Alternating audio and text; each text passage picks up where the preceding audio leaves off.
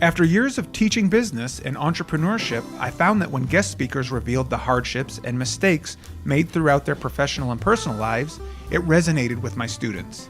That's when I thought, why not share these stories so that other entrepreneurs have access to the same insights for education and inspiration?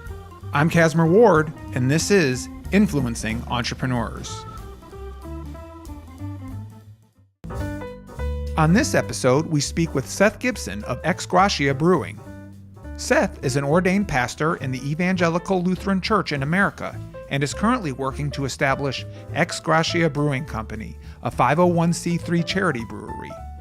The idea came to him in the carport at a friend's house while they brewed amazing craft beer, and he thought, how can we build a company based on our passion with a social responsibility and benefit? Right off the bat, we go from psychology to theology to pasture to beer. Tell us how we make those steps. Growing up, I've always had a passion for people and understanding like how they work and what's going on inside the head and that kind of stuff. So I went into psychology kind of with a passion for kind of industrial psychology, working in the marketplace, you know, how to make office flows work and people and things like that. Kind of throughout my college career, I knew that there was kind of something else kind of being like inside of me that I felt like I needed to do. And so I went to seminary, went to Lutheran Theological Southern Seminary in Columbia, and the master's program there is focused on, you know, being a pastor in the Lutheran church. And so I spent 5 years there, did a year of emergency chaplaincy in the ER in Wilmington, and continued to kind of grow in that place of trying to figure out like what I was kind of called to do, not just my vocation, but like with my life. What is that thing inside of everybody that we want to come out? What do we want to do with our hands and with our life to kind of make the world a better place or kind of provide for our family or whatever it is? Being a pastor, I've worked in a large church and I've worked in a lot of small churches. And I've noticed kind of over the years, I've been in ministry for about 8 years or so. And what I've noticed is there are a lot of times people either expect the church to kind of like engage issues or poverty or whatever it is, or support charities that do those things. And being a pastor from a small church, we didn't have a lot of extra to give. And it was either going to be we could give time and energy as volunteers or what have you. We could gather kind of a handful of goods to give, or we could give a small amount of dollars. And that's when the wheels kind of started turning for me, because I've always been the type of person that, I don't want to say it, but it's kind of like I'm a vision person. Like I see what could be. When I look at a space or I look at an organization or I look at even a product, like what could be with that? How could we improve that? How could we make that? I mean, I've done woodworking at my house, and so I tell my wife or friends that if I see it, if I have the right tools, I can build it. I'm just kind of good with my hands. It's like master of everything, but you know, or jack of all trades. Jack of all trades, master of none. That's it, exactly. Sitting there kind of thinking that there's got to be a better way to serve the community, because charities do amazing things. They help people in amazing ways. Sometimes it's small, like mom and pop kind of thrift stores, and sometimes it's really large organizations that are nationwide or worldwide doing good things. But no different than the church, those charities are they're businesses. They have to pay the rent. They have to do record keeping. All the stuff that a business has to do are behind that, and sometimes the public forgets that. Right. Well, but it's also, we live in a world that's there's a lot of bad, and there's a lot of brokenness, and there's a lot of need. And so I've run into people who are like, I want to give, I just don't know where or how or who or how do you vet? And the resources are out there, but how do we lower the bar a little bit? How do we help people recognize where needs are, but also how can we improve and help charities who do great work?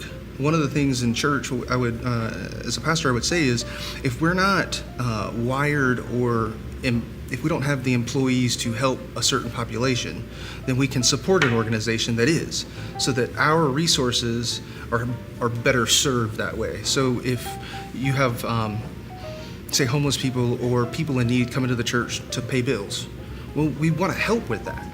But it's hard to track that and manage that, and especially if you're a small church. So with that, and with that mission, you identify a need for the underemployed, the unskilled worker, and say, how can we provide that? Which, for you and I, it was we went to school. Right. In the world we live in, not everyone has that capability. Exactly. In doing so, you fulfill that need you fulfill that need charitable and socially, but where are you going to train and provide skill to the labor force? Absolutely. So I'm from Columbia, and we are a military town. Now, granted, Fort Jackson is kind of near our neighborhood, and that's where people go to get trained, and then they're kind of spread out to either complete more training or do whatever it is they've been trained to do. But we also have a VA and other things where we've noticed that there's a population of veterans, especially in the Army and Marines, where you're coming back and you've been an infantryman or an infantrywoman, and now you're unemployed, and your skill set isn't necessarily transferable to the commercial marketplace. And so one of the things that we thought about doing was trying to figure out, how do we take a commercial operation, something that can make money, and kind of a charitable mission of serving the community and kind of forcing them together. And that's where we came up with Gratia Brewing Company. The brewing business, the craft beer industry, is growing, and the margins are really well. They can be fairly large if you keep your head straight and you manage it wisely. Right. But it gives us an opportunity to train people, not just in the commercial side of brewing and producing beer. It also gives us abilities to train folks who are underemployed, unemployed, people who have disabilities in places like service or food prep or sales even. Because if you think about the operation of a brewery, a production brewery, and I am not an expert in this. Again, I'm coming from the place of being a pastor. I'm a community gatherer. I want to gather people, more than just spirituality, but gather community with this kind of idea of working towards something greater. If you look at a production brewery, which is what we're working towards, you see that there are kind of different aspects within the brewery that are places that we can train people.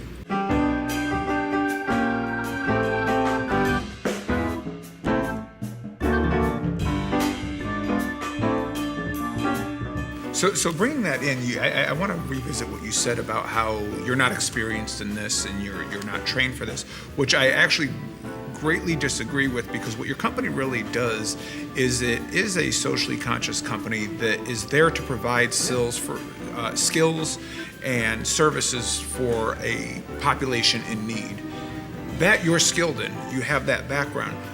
You're really not a brewery. That just happens to be what the training program is around. So in doing that, you don't need to be a brewmaster level 1000 to do so with that experience. So with that experience and with that mission at hand, you decide, okay, let's open this up. Let's be a brewery. How do we end up at brewery instead of restaurant, product company, anything else? The kind of the genesis of this was sitting in the carport of my neighbor's house, actually, and they brew beer, and they brew amazing beer. And if you look at the kind of the aspect of the craft industry, I see that there's probably a 1,000 things about it that make this make sense. But for me, there's two things. The first is kind of the commercial side, and the margins are there. If you have good equipment, you're brewing beer at 30 cents a pint, and you're selling it in-house between $6 and $8 or so dollars a pint. So the margins are phenomenal to be able to create an economic engine that can can run itself and use the profits, the net profits, to be able to either give it away to charity, turn it into vocational training, or after-school programming, or a medical clinic, or what have you. The other side of it, so there's the commercial side, the dollars and cents kind of thing. The other side of it is the craft industry kind of has this community aspect of it that is almost unlike anything else. If you take a millionaire and a construction worker, they may not have anything to talk about life, about work, maybe sports, maybe the weather. But if you give them a good beer, a good quality beer, they got something to talk about, and it creates that opportunity to connect people. But further than that, you see that all across the country, you see these pop-ups of people brewing beer in their carport or in their garage or in their little like man or she shed or whatever, and neighbors gather. People just gravitate to that. It's not necessarily about the beer, it's about the community. It's about friends and family and just smelling that beer cook and the wait to wait and see what it's going to taste like and turn out to be. And so for me, I identified kind of the industry is, yeah, I'm kind of passionate about it. I love a great beer, but I also see it as a vehicle that can further the cause of helping the community, because the community already is hungry for that place to go. And as a pastor, one of the things I've recognized is, for better or for worse, the church used to be that center way back in the 50s and 40s. But now it's lost that place because either of its own doing or bad leadership or all of the myriad of reasons, especially in the light of kind of our climate we're in today. And so seeing that as an opportunity to just gather people, and my passion isn't necessarily like be the pastor. That's in me, and I'm about that, and I'll be honest with it all day long. But the brewery is about gathering people around a great product with a great cause.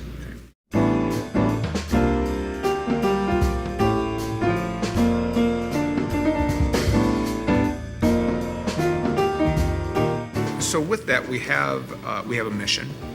We found an opportunity. You're not Budweiser.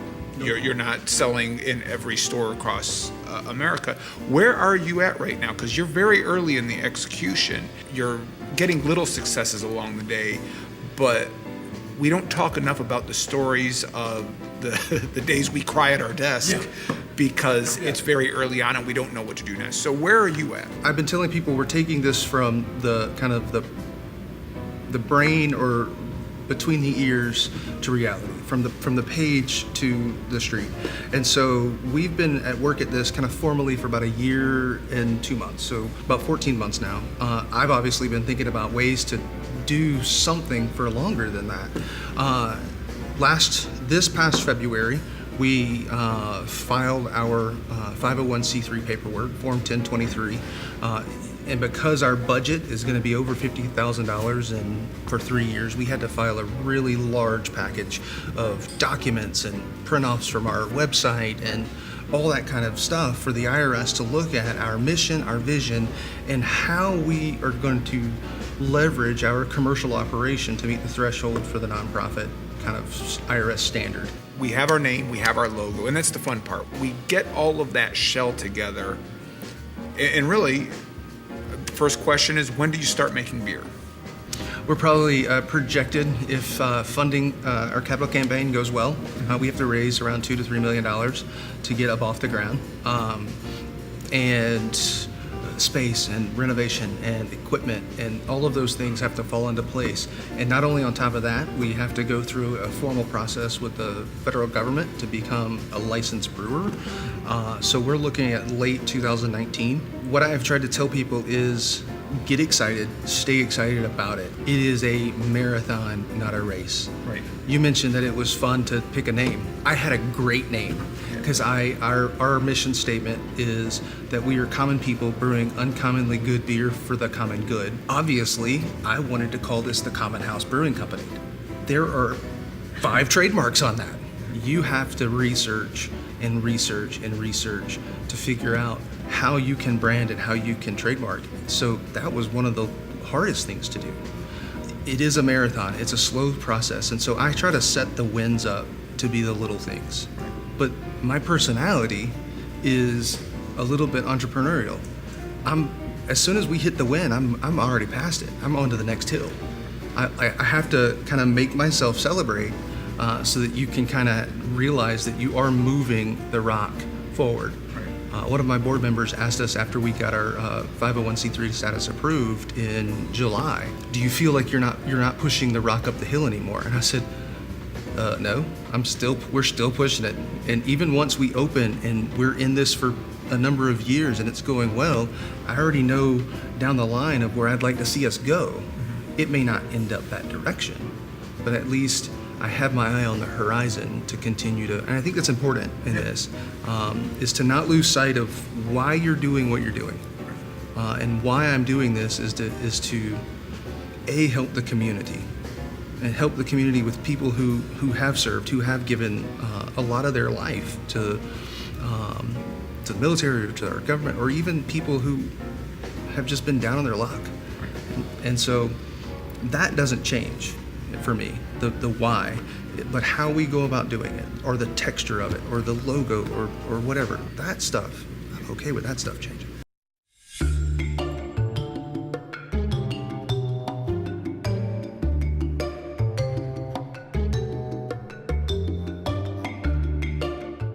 I want to lead you down a little bit, and I'll give my opinion if I need to jump in, but I want to ask you who you've identified where you're at right now with your company, who your stakeholders are. Who are the people that you need to make a difference and get their buy-in? So one of the things that I try to tell people is, since I'm a kind of a vision person, that I can see what could be, I don't know how to do like the nitty-gritty or the details. And so I'm constantly looking for smarter people. Mm-hmm. I'm constantly looking for people who have been in the industry, the food and beverage industry, the craft beer industry, or even they've run a successful business to the point that they've kind of made a good life for themselves. They've learned things in their years of experience, or they've learned things from being in the industry longer than I have. And so our stakeholders, whether they're on our board of directors or whether they're on a steering committee, which we have formed recently, these are people that I'm either looking up to for advice or wisdom, because I kind of talk about it in capital terms. Capital to me is not always cash. Capital is also about time and energy and wisdom and things like this. Right. Being able to come and kind of talk to people and network with people who are successful in business or who have learned how not to do things, because there's stuff for me to learn. So what is the next stakeholder you need to bring in that helps push that rock up the hill? Right now, we are really looking for people who have a passion for the community and have financial capital and expertise in kind of those areas of architecture or design or brewing or the food industry, so that we can have a solid footing when we open day one. So to be honest, I'm going to cut you off right now, and because we live in a world that we try to say everything as polite as possible, but here's the fact of the matter. We need money. Yeah, we need money. Right? We need money. We want people's time. We want them to help out. But no different than the church, and the churches will give us this same speech. It costs money to move this mission. Absolutely. We need this place to congregate. We need resources to provide our mission or to fulfill our mission. Brewing equipment alone, $300,000. Right. So my question is, as we bring on new stakeholders and we're hopefully finding donors and participants, we do want people not to just throw money at us. We want them to be a part of our mission and our belief system. But how do we go about that? Because long term, everything you've told me about what your mission and vision is all the help that we can give to our members and the underemployed, the unskilled laborer. But right now, it's hard, because that's the pushing the rock up the hill. Is right now, that's what we're trying to get to, but there's still quite a bit of ways out there until we can get those resources. So how do we go about that? So how are you, because getting those stakeholders has nothing to do about making beer. That's the fun part. How do we bring them to the table so we get to the making the beer and servicing our members? If you ask for money, you get advice. If you ask for advice, you can get money. You want people to have buy-in. And so I am constantly pulling on networks of people. People who show interest in what we're doing, people who show interest in the end product or in the end result of serving the community, and trying to connect their passion for the community or their passion for craft beer to our mission to kind of combine those two things. And so pulling on their network and saying, who else do you know? So building my network, even in being shameless and handing out my business card, being shameless about talking to people in the public or in the grocery store or on the beach about, hey, this is what I'm doing, and trying to make those connections. And for people who, kind of the light bulb goes off, it's kind of trying to get the rope around them and saying, well, let's talk later. Let's keep that conversation going. And if they are people who have influence in the area, or they're connected with the Chamber of Commerce or whatever, it's going. It's being visible. It's showing up to those meetings and those breakfasts and making connections, and just kind of, as much as I want to go and look at equipment or go look at properties, we're not there. So as we kind of are coming to a close, I got a couple questions I kind of just want to wrap us up on, and these are the stories we tell in 10 years too. Right. What's happened since you've started this that you just, an example of oh God, I shouldn't be doing this. Let's just call it a day. And we all have many of those. If you're not careful and you let go of one rung before you grab the other, you can fall a bit. And I am currently kind of living in this place of, as a family, we're trying to kind of make ends meet and trying to figure out how we can keep pushing this thing up the hill, because we know it's a good thing, and we know that there are people around us who are willing to help us make it happen. But the challenge is, as somebody who's starting a business, to make sure you do your legwork of family finances, making sure that you can keep the roof over your family's head and food on the table, and because none of that's in the business plan. No, and that's probably one of the greater pressures. Absolutely. Yeah. The other pressure and the other challenges have been, I tell people, every day that I wake up, I learn that I don't know something. Every day that I wake up, we're either digging deeper in accounting or marketing or strategy or this or that, and I'm learning that, I don't know that. And so having to rewire myself to be hungry, to keep learning and saying, the end. This is why we're doing this. Well, then that's what I want to end on. Give me an example of something or a success, no matter how small or big, that you were saying, this is why I'm going to do this again tomorrow. It's the small conversations with people who think that there's still hope in this world. And when they hear the story of what we're trying to do, they may only give $10, but they're like, I want to be a part of that. Or the guy who sells beer at the local company that kind of wholesales beer, they're like, when you're up and running, let us know, we'll buy from you. It's those little things, even though they're way down the line, or people who are willing to volunteer in the kind of the tap room just to be there. So that's important. So those that are watching or listening to this, how can they find out more and perhaps donate? Check us out. We have a website, xgratiabrewing.org. Ex Gratia is Latin for from grace. We're also on Facebook, and we are trying to push as hard as we can to fundraise and raise our kind of $2 million so that we can get this thing off the ground. Excellent. Well, thank you so much for your time. I appreciate you being here.